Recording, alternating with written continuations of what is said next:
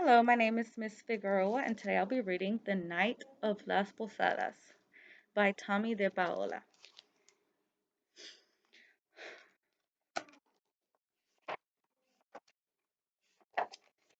In a little village high in the mountains above Santa Fe, preparations for Las Posadas had been going on for weeks. Sister Angie was so proud. Her niece Lupe and Lupe's new husband Roberto had been chosen to portray Maria and Jose, or Mary and Joseph.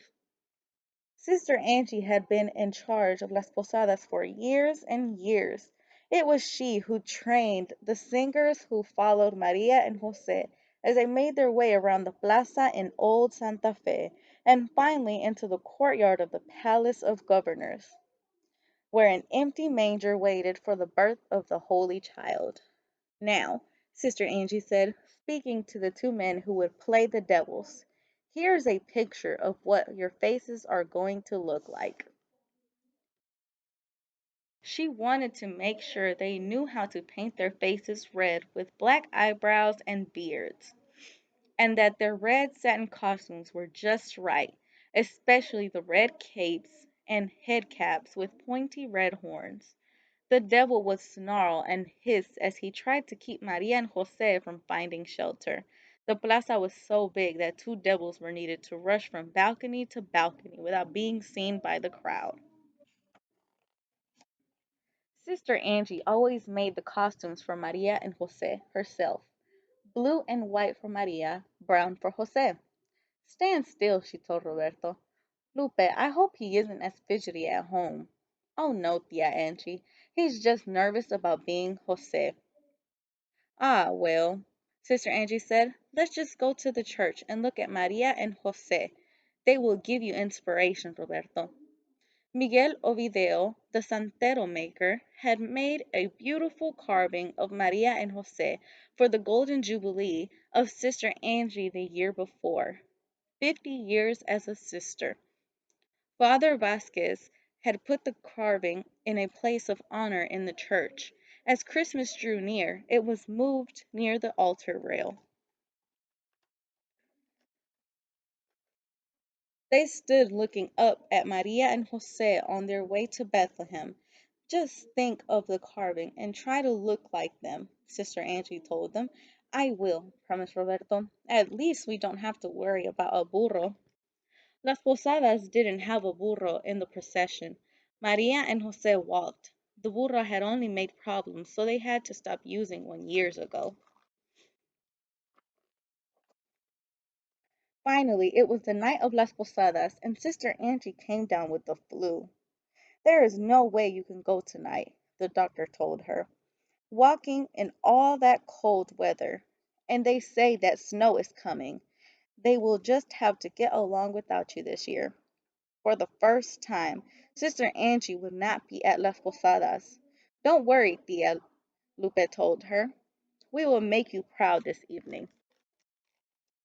In the streets leading to the plaza, men were busy putting the farolitos in place. They would be lit as soon as it got dark. Wood for the bonfire was stacked in the courtyard just off the plaza, ready to set ablaze when Maria and Jose entered. Well, one of the men said, it looks as if it will be a white Christmas. Snow is on the way. Even as he spoke, flakes drifted down. But a little snow never stops Las Posadas. Up in the village, the singers and candle bearers and the devils piled into their cars. They wanted to get down the mountain before the snow, which was beginning to fall heavily. Do you have the music? Where's my guitar? Wait, I forgot my gloves and earmuffs. I'm so nervous. It's a good thing you're not Maria. You'd faint. Me. I hope my voice is loud enough. I've never sung the devil before. It was the same every year. Sister Angie looked out of her window. Yes, she wiped away a tear. She saw Roberto's old pickup truck outside. Lupe and Roberto got out and rang the doorbell. They wanted Sister Angie to see them in their costumes. Ah, Maria and Jose, you look wonderful. If I had my way, I'd offer you shelter right here. Now give me a kiss and be off. Roberto and Lupe were the last to leave the village. Roberto's pickup had been acting up lately, and the deep snow didn't help. A sudden skid and the motor died. What to do? I'll walk ahead to see if I can get some help, Roberto told Lupe. Wrap up and I'll be back before you know it. Down in the town, everyone had gathered. The snow had tapered off and was falling gently. The farolitos were lit. The plaza looked magical. Where are Lupe and Roberto? Father Vasquez asked. It's almost time to start. The guitars were tuned, the horn player had warmed up, the singers were ready. Even the devils were ready, but no Roberto and Lupe.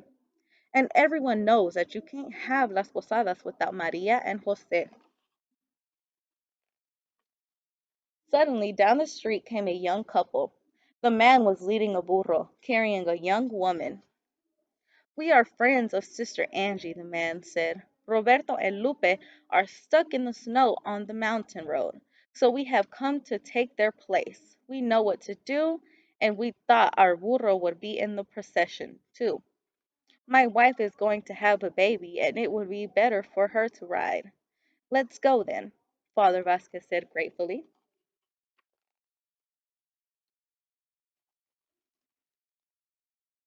Candle bearers led the way, followed by Maria and Jose. The musicians followed, and then came the singers. Out into the plaza they went. Everyone knew their part, even the burro. They stopped at the first door. Oh, let the holy couple in. Give them shelter. Let Maria rest so that the holy child can be born, they sang.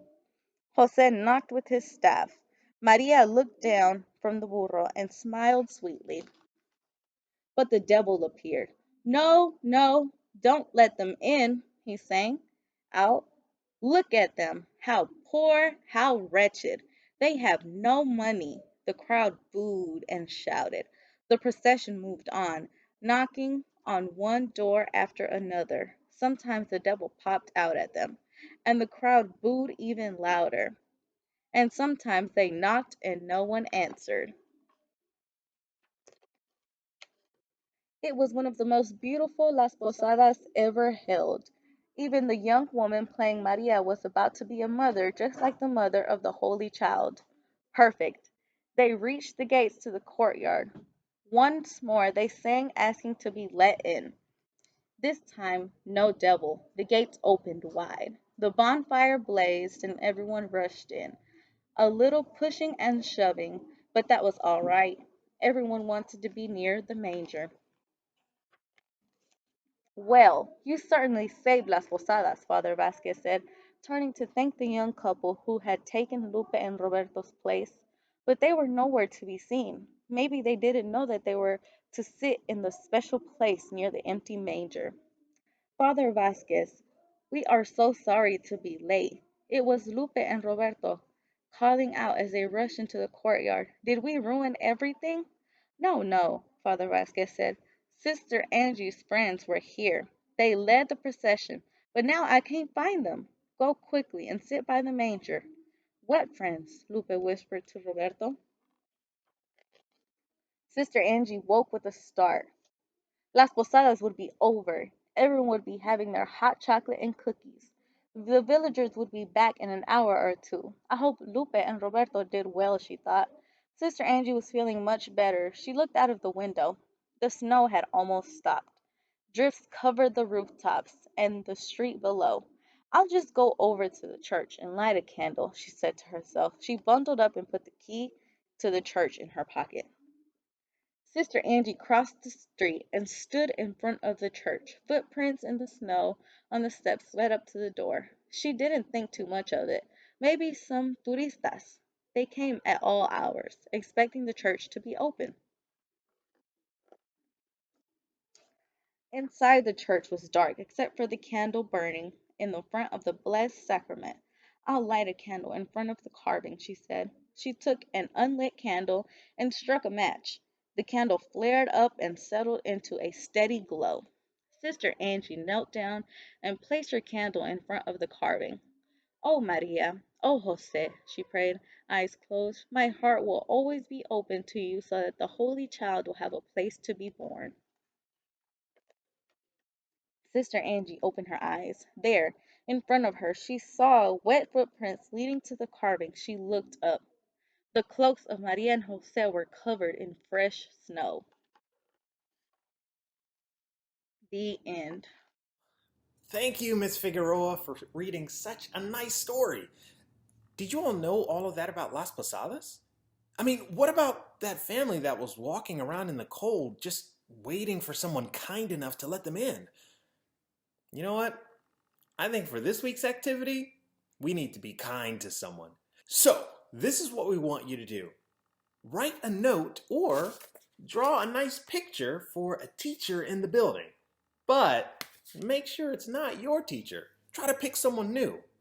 And what you can do is bring those in to drop off with that teacher or take a picture and send it in to your teacher. Just let them know who the picture or note is for.